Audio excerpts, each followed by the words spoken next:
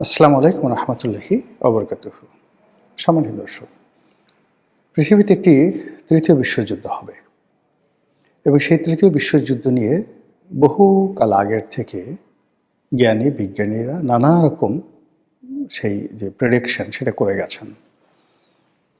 যেমন Albert Einstein বলে গেছেন যে তৃতীয় বিশ্বযুদ্ধ কিভাবে হবে আমি বলতে পারবো না, তবে চতুর্থ বিশ্বযুদ্ধ কিভাবে হবে সেটা আমি বলতে পারবো। চতুর্থ বিশ্বযুদ্ধ হবে হাতে হাতে। মানুষের হাতে কোনো হাতিয়ার থাকবে না। তারা একে অপরের সঙ্গে লড়াই সংগ্রাম করার জন্য নিজেদের যে হাত পা আছে সেগুলো ব্যবহার করে তারা যুদ্ধ করবে। ইট মিনস তৃতীয় বিশ্বযুদ্ধ মানুষকে অতি প্রাকৃত জগতে ফিরিয়ে নেবে। অতি প্রাকৃত বললাম এই কারণে যে মানুষ যখন প্রথম তৈরি হয়েছিল আশরাফুল মাখলুকাত হিসেবে, তার একটা মানুষের সুরত ছিল। হয়তো পোশাক ছিল না, হয়তো লঙ্গ ছিল, কিন্তু তার একটা মানসিক স্রোত ছিল এবং মানুষের বুদ্ধি ছিল। কিন্তু তৃতীয় বিশ্বযুদ্ধ যদি হয়, সেখানে পারমাণবিক বোমার আঘাতে যারা সারভাইভ করবেন তারা সবাই বুদ্ধিহীন হয়ে পড়বেন।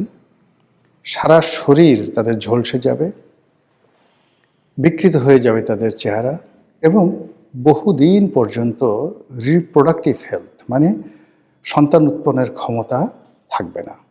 গহীন অরণ্যে কিছু মানুষ, হয়তো আমাজনের জঙ্গলে কিছু মানুষ বেঁচে থাকতে পারে। তো এরকম একটা সম্প্রদায় থেকে একটা পরমাণু বোমার আঘাতে ক্ষতবিক্ষত পৃথিবীকে শীতল করতে হয়তো কয়েক লক্ষ বছর চলে যেতে পারে। আর সেই কয়েক লক্ষ বছর পরে যে নতুন একটা মানবের তৈরি হবে, তাদের চেহারা মানবের মতো থাকবে না, অমানুষের মতো হয়ে যাবে। তাদের চেহারা শিম্পাঞ্জির মতো হয়ে যাবে, বানরের মতো হয়ে যাবে, বন মানুষের মতো হয়ে যাবে। এবং তারা যখন একে অপরের সাথে দ্বন্দ্ব এবং সংঘাত করবে, সেই দ্বন্দ্ব এবং সংঘাত করার জন্য মানে পাথর তুলে বা একটা লাঠি তুলে আক্রমণ করার জন্য যে বুদ্ধি দরকার সেটাও তাদের থাকবে না। ঠিক এই কথাটাই আসলে আলবার্ট আইনস্টাইন তার বক্তব্যের মাধ্যমে বোঝাতে চেয়েছেন। এখন যেটা বলছিলাম যে তৃতীয় বিশ্বযুদ্ধকে কেন্দ্র করে নানা রকম কথাবার্তা ধর্মের বাইরে হচ্ছে। তো এই যে আমরা হজরত ঈসা আলাইহিস সালামের কথা বলছি, তিনি আসবেন, ইয়াজুজ মাজুজের কথা বলছি, তারপরে আমরা বলার চেষ্টা করছি যে একটা সময় দাজ্জাল আসবেন, দাজ্জালকে দমন করার জন্য ইমাম মাহাদি আসবেন, ইত্যাদি আরও অনেক কিছু। এখন এই যে যা কিছু হবে, এই সব কিছুর সঙ্গে আসলে তৃতীয় বিশ্বযুদ্ধর ঘটনা জড়িত। আপনাদের মনে আছে যে বছর দুয়েক আগে একজন ইহুদি পণ্ডিত, মানে ইসরায়েলের সবচেয়ে নামকরা প্রভাবশালী ইহুদি পণ্ডিত, তিনি বললেন যে দাজ্জাল এসে গেছে এবং তিনি দাজ্জালকে দেখেছেন। আপনারা জানেন যে দাজ্জালের যে নামটি, এটি মুসলমানদের কাছে ভিলেন। মুসলমানদের কাছে যেমন ইমাম মাহাদি হিরো, তদ্রূপ দাজ্জাল যে লোকটি আসবেন তিনি ইহুদিদের কাছে হিরো, আর মুসলমানদের কাছে সে হলো ভিলেন। তো এনিওয়ে এই কথাগুলো বছর দুয়েক আগে খুব আলোচনা হতো, ঠিক করোনার আগে আগে বা করোনার পর পর। তো সেটার ধারাবাহিকতায় হঠাৎ করে ডোনাল্ড ট্রাম্প ক্ষমতা আসলেন। ডোনাল্ড ট্রাম্প ক্ষমতা আসার পরে অনেকগুলো ঘটনা একেবারে তোলপাড় করে ফেলল বিশ্বকে। আমরা দুটো যুদ্ধ, একটা যুদ্ধ এখনো চলমান, সেটি ইউক্রেন এবং রাশিয়ার যুদ্ধ। এটাকে নিয়ে আমরা দীর্ঘদিন যাবৎ ভয় পাচ্ছি যে এই ইউক্রেন যুদ্ধকে কেন্দ্র করে যে কোনো সময় বিশ্বযুদ্ধ বেঁধে যেতে পারে। এর কারণ হলো এক পক্ষে আমেরিকা এবং ইউরোপ, অপর পক্ষে রাশিয়া এবং তার বন্ধু রাষ্ট্র। উভয় রাষ্ট্রেরই বা উভয় জোটেরই পরমাণু শক্তি রয়েছে, অর্থনৈতিক ভিত্তি রয়েছে এবং তারা এই পৃথিবীকে এই মুহূর্তে ডমিনেট করছে। কাজেই তাদের মধ্যে যে দ্বন্দ্ব এবং সংঘাত, এটি পৃথিবীর ধ্বংস ডেকে নিয়ে আসবে। কিন্তু এই যুদ্ধটা না থামছে না চলছে। ফলে এটা মাথার উপরে এই মুহূর্তে আমাদের বোঝা হয়ে আছে। দ্বিতীয় আরেকটা যুদ্ধ হলো ইসরায়েল এবং ইরানের যুদ্ধ, এবং ওই সময়টাতেও আমাদের একটা আতঙ্ক মারাত্মক আকার ধারণ করলো যে এখনই বুঝি তৃতীয় বিশ্বযুদ্ধ শুরু হয়ে যায়। এর কারণ হলো যে পারস্য যে পরাশক্তি, হাজার হাজার বছর ধরে তারা পৃথিবীকে ডমিনেট করছে, বহু যুদ্ধে জয়লাভ করার এবং বহু যুদ্ধের বিপরীতে সার্ভাইভ করার যে অভিজ্ঞতা, সেটা কেবলমাত্র পারস্য জাতি রয়েছে। এত দীর্ঘ ধারাবাহিক লড়াই সংগ্রাম এবং সার্ভাইভ করার ক্ষমতা পারস্য জাতি ছাড়া অন্য কোনো জাতিগোষ্ঠীর নেই। কাজেই সেই পারস্যের সঙ্গে যখন ইসরায়েলের যুদ্ধ হলো, তখন আমরা ইতিহাস বিবেচনা করার চেষ্টা করলাম। এর কারণ হলো ইসরায়েল নামক যে রাষ্ট্রটি, বনী ইসরায়েলদের যে রাষ্ট্রটি, এটি বহুবার গঠিত হয়েছে আর বহুবার তারা পরাজিত হয়েছে।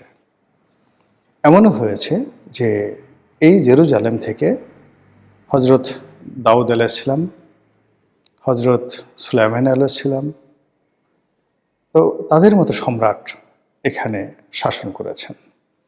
এর বাইরে আরো বহু রাজা বাদশাহ নবী রাসূল এই বনী ইসরায়েল জাতিকে সমৃদ্ধ করেছে।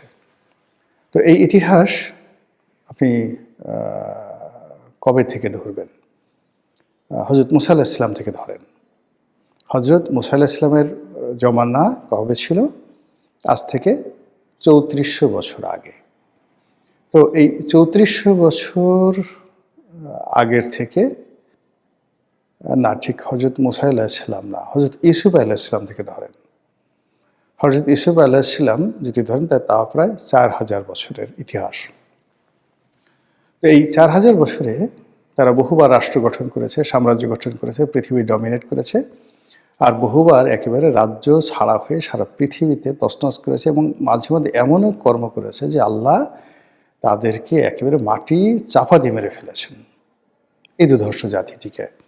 তো কাজেই পারস্যের সাথে ইসরায়েলের যে যুদ্ধ, সেই যুদ্ধে পারস্য জিতবে এবং ইসরায়েল পরাজিত হবে, এটাই ইতিহাস বলে। যদি ইসরায়েলি জাতির ইতিহাস আপনি দেখেন, তো সেই যুদ্ধটা মিস্টার ডোনাল্ড ট্রাম্পের হস্তক্ষেপে রাতারাতি বন্ধ হয়ে গেল। কিন্তু এখন যে অবস্থা হচ্ছে, তিনটি ঘটনা, এই মুহূর্তে 4টি ঘটনা। প্রথম ঘটনা হলো ভেনেজুয়েলার প্রেসিডেন্ট, তাকে ধরে নিয়ে আসা হয়েছে মিস্টার মাদুরো এবং তার স্ত্রী সহ আমেরিকা, এবং বিচার চলছে। এটি নিয়ে পুরো ল্যাটিন আমেরিকা উত্তাল, এবং ভেনেজুয়েলা এটাকে খুব সহজভাবে নেয়নি। তারা আমেরিকার সৈন্যদের সাথে যুদ্ধ করার জন্য প্রস্তুতি নিয়ে বসে আছে। এবং দক্ষিণ আফ্রিকা, আপনি দেখেছেন যে দক্ষিণ আমেরিকা, অর্থাৎ আমেরিকা বলতে আমরা যেটা বোঝাই ইউনাইটেড স্টেটস অফ আমেরিকা, এটা হল উত্তর আমেরিকা, আর এর বাইরে দক্ষিণ আমেরিকার যে বিশাল ভূখণ্ড, সেখানে কতগুলো যে দেশ আছে, কিউবা আছে, বলিভিয়া আছে, ব্রাজিল আছে, আর্জেন্টিনা আছে, চিলি আছে, সান্তিয়াগো আছে, আর কত দেশ যে আছে এখানে, ছোট বড় অসংখ্য দেশ আছে। তো তারা সবাই এই আমেরিকার এই আগ্রাসনকে কোনো অবস্থাতে মেনে নেয়নি। এমনকি কানাডাও নয়, এমনকি ইংল্যান্ডও নয়। ফলে এটা নিয়ে একটা দড়ি টানাটানি হচ্ছে। এটা শেষ হতে না হতেই মিস্টার ডোনাল্ড ট্রাম্প তিনি ইউরোপে অশান্তি তৈরি করার জন্য সেই একটা প্রস্তাব দিয়েছেন, এবং সেখানে তিনি একটা যুদ্ধ করতে চাচ্ছেন ডেনমার্কের সঙ্গে। ডেনমার্ক ছোট রাষ্ট্র, কিন্তু যেহেতু ন্যাটোভুক্ত রাষ্ট্র, ইউরোপের সকল রাষ্ট্র ডেনমার্কের পাশে দাঁড়াবে যদি আমেরিকা সেখানে আক্রমণ করে। ডেনমার্কের অধীনে থাকা একটি দ্বীপ, সেই গ্রিনল্যান্ড, সেই দ্বীপটি দখল করতে চাচ্ছে আমেরিকা। এর কারণ হলো এখানে অতি প্রাকৃত এবং বহু মূল্যবান দুষ্প্রাপ্য খনিজ সম্পদ গিজ গিজ করছে। শত শত ট্রিলিয়ন ডলারের, পৃথিবীর সবচেয়ে দামি খনিজ পদার্থগুলো। আপনি চিন্তা করুন যে যদি আপনি ভেনেজুয়েলার তেলের কথা চিন্তা করেন, বলা হচ্ছে ভেনেজুয়েলাতে যত তেল আছে এটার মূল্য হলো 21 ট্রিলিয়ন ডলার। তো গ্রিনল্যান্ডে শত শত ট্রিলিয়ন ডলারের খনিজ সম্পদ আছে। এখন সেটা ডোনাল্ড ট্রাম্প দখল করে নেবে। এটা নিয়ে ইউরোপের সাথে গণ্ডগোল। এর বাইরে ভারতের সাথে সম্পর্ক নষ্ট করে ফেলেছে। মধ্যে একটি সম্পর্ক করার চেষ্টা করেছিল, সেই সম্পর্কটা নষ্ট করে ফেলেছে। ভারতের উপরে 500% ট্যাক্স আরোপ করেছে এবং নরেন্দ্র মোদীকে খোঁটা দিয়ে যে সকল কথাবার্তা মিস্টার ট্রাম্প বলেছেন, এটা রীতিমতো পাগলামো। এর বাইরে ইরানে এখন বিক্ষোভ চলছে, মারাত্মক বিক্ষোভ, এবং সেই বিক্ষোভকে কাজে লাগানোর জন্য মিস্টার ডোনাল্ড ট্রাম্প প্রায় প্রতিদিনই তিনি টুইট করছেন।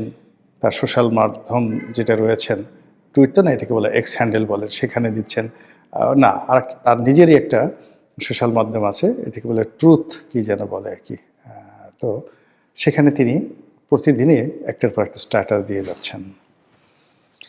অন্যদিকে উত্তাল যে ইরান, সেই ইরানের এই রাজনৈতিক পরিস্থিতি ব্যবহার করে সেখানে আবার যুদ্ধ করার জন্য তিনি সর্বোচ্চ চেষ্টা চালাচ্ছেন।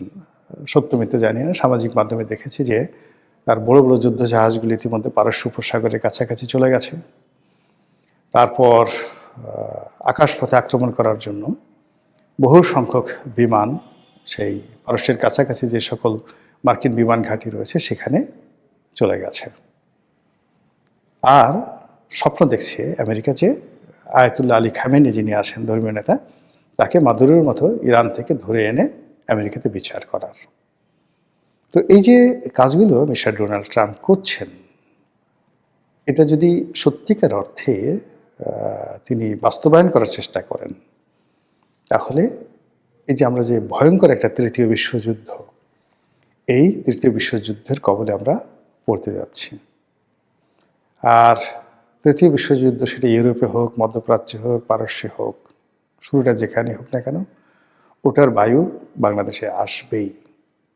আপনাদের মনে আছে যে একবার চেরনোবিলে একটি পরমাণু যে বিদ্যুৎ কেন্দ্র, পরমাণু বিদ্যুৎ কেন্দ্র, সেটা দুর্ঘটনা ঘটেছিল। তার ফলে সে পুরো ইউরোপ সেই পরমাণু ছড়িয়ে পড়েছিল, এবং তাদের পুরো ইউরোপের যে খাদ্য সামগ্রী, সেগুলো আমাদের বাংলাদেশের জন্য আমরা যেগুলো আইটেম বিদেশ থেকে ইম্পোর্ট করি, সেগুলো মানে পরমাণু আক্রান্ত হয়ে পড়েছিল। তো এই যে এখন যে যুদ্ধ, সেই যুদ্ধ, সেটা তৃতীয় বিশ্বযুদ্ধ হোক, ইউক্রেন যুদ্ধ হোক, ইসরায়েল ইরান যুদ্ধ হোক, ভেনেজুয়েলা আমেরিকা যুদ্ধ হোক, আমেরিকা ইরান যুদ্ধ হোক, আমরা এই যুদ্ধের মধ্যে অটোমেটিক্যালি জড়িয়ে পড়ব।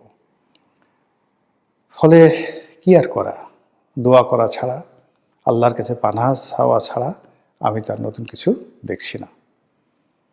আসসালামু আলাইকুম রহমতুল্লাহি ওয়া বারাকাতুহু।